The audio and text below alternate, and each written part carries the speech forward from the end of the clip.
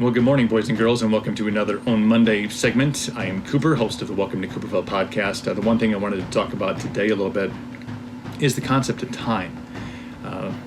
Time is something in a two-part kind of conversation where we never have enough of it, seemingly. At least that's the excuse that we tell ourselves. There's not enough time to work out. There's not enough time to do this with the kids. There's not enough time for the plethora of things that we want to do to add some value to our life. What I started doing a while ago is really keeping track of where my time was going.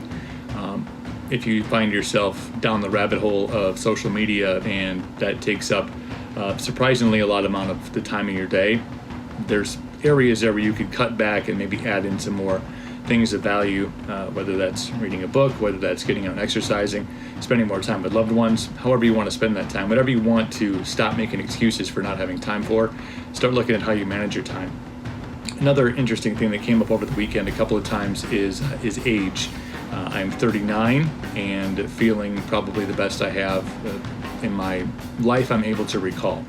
And that is all a product of, I think, really finding some personal growth and also, putting the time in, finding that time and putting the time in, whether it's exercise, whether it's reading, whether it's learning, whether it's deciding to take some chances instead of just kind of falling into the monotonous routine of everyday life.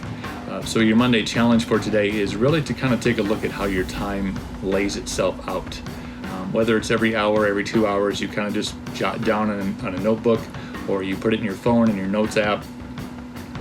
Just keep track of what did you accomplish in the last hour, 2 hours. Do that for a day or two and kind of start to understand where your time is being spent. For all the excuses about not having enough time, is it spending too much time on social media? Is it spending too much time, perusing Amazon for deals? Is that time better served elsewhere? So take a look at time and take a look at, age not being an excuse anymore.